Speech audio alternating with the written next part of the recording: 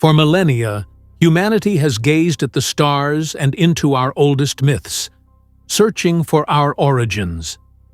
We have told stories of gods who descended from the heavens. But what if these were not mere stories? What if they were fragmented memories, recorded in clay and stone, of a literal and astonishing truth?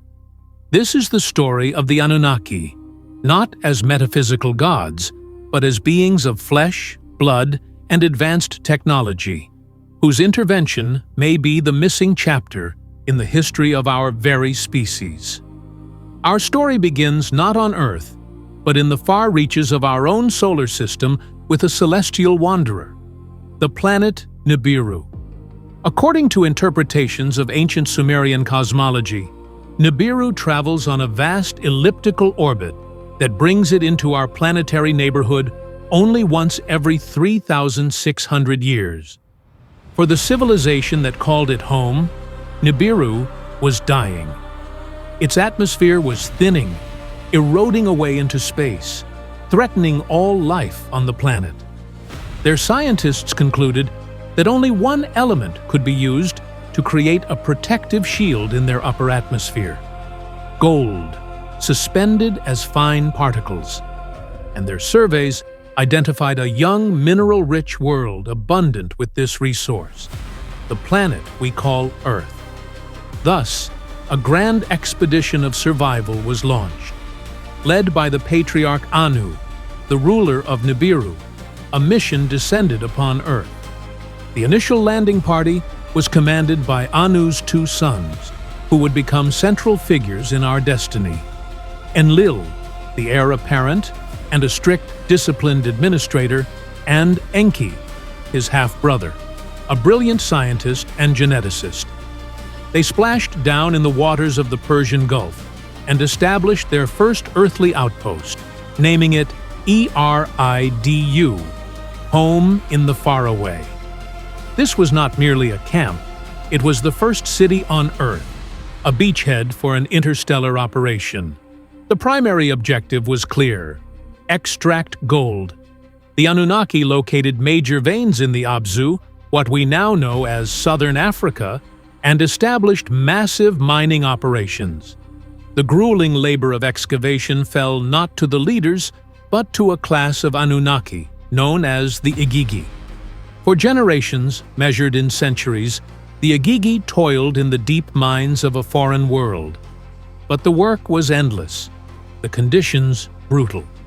After what the ancient texts describe as 40 periods of toil, a span of time we can scarcely imagine, the Igigi reached their limit. They ignited the first recorded rebellion in history, burning their tools and surrounding Enlil's dwelling. They would mine no more. This rebellion created an existential crisis for the Anunnaki mission. Abandoning Earth meant doom for Nibiru. It was Enki, the master problem solver, who proposed a radical and permanent solution. He addressed the ruling council. The work of the Igigi is too heavy. Let us create a Lulu, a primitive worker. Let it bear the yoke of the Igigi, so the Igigi may be freed from their toil. The council approved. The fate of two planets now hinged on a groundbreaking experiment: the creation of a new intelligent species.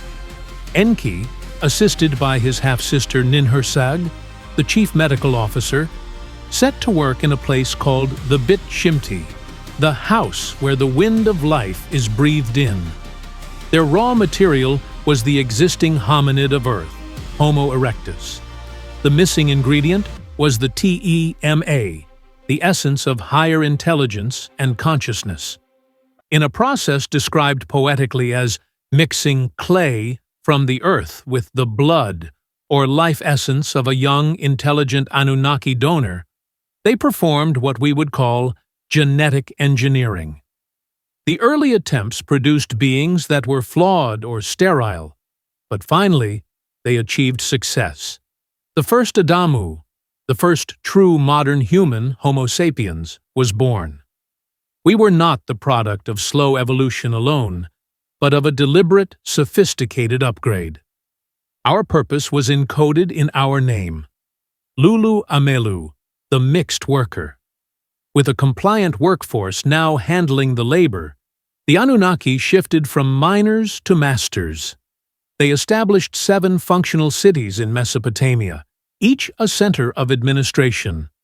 To manage their human assets, they instituted kingship. The earliest rulers were not human, but Anunnaki themselves, later replaced by hybrid offspring, the demigods of legend like Gilgamesh. They taught us the foundations of civilization, agriculture to feed the masses, mathematics and writing to record quotas and duties, laws to maintain order, and astronomy to track the ominous cycle of Nibiru. The great ziggurats were not mere temples. They were landing platforms, control centers, and symbols of an unassailable celestial authority. For thousands of years, this system continued. But the clock of the heavens was ticking. Nibiru was due to return. As it approached the inner solar system, its gravitational pull began to destabilize Earth. The Anunnaki scientists foresaw a cataclysm. The immense ice sheet covering Antarctica was slipping into the ocean. They knew a global flood was inevitable. In a tense council, the leaders debated the fate of their creation. Enlil, seeing humanity's growing numbers and independence as a nuisance, argued that the deluge was a perfect opportunity to wipe the slate clean. Enki, however, the father and protector of humankind, fiercely opposed this. Bound by an oath of secrecy to the council, he devised a clever ruse. He did not appear directly to his most devoted human servant, Ziusudra, but spoke to him from behind a reed wall, a possible metaphor for a communication device. He instructed Ziusudra to build a massive submersible vessel, an ark, and to preserve the seed of all living things. The flood came. It was not a gentle rain, but a world-engulfing cataclysm of unimaginable scale. The Anunnaki watched from their orbiting crafts as their minds, their cities, and the face of the earth were swallowed by the raging waters.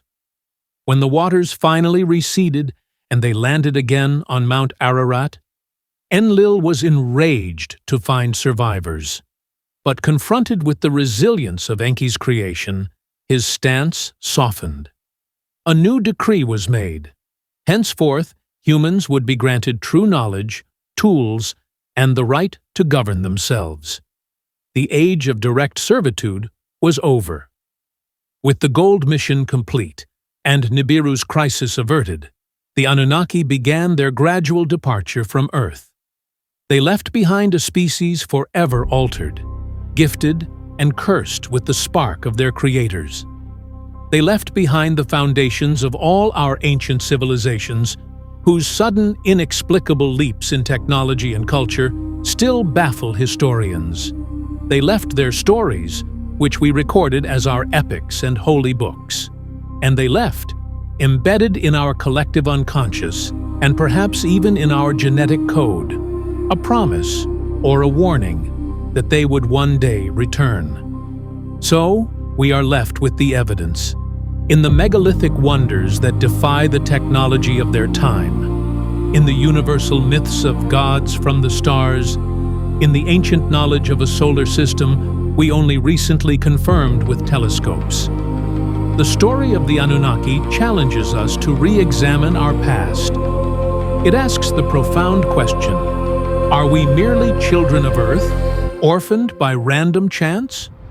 Or are we the children of the cosmos, the deliberate creation of starfarers, forever looking to the sky, waiting to understand our true inheritance?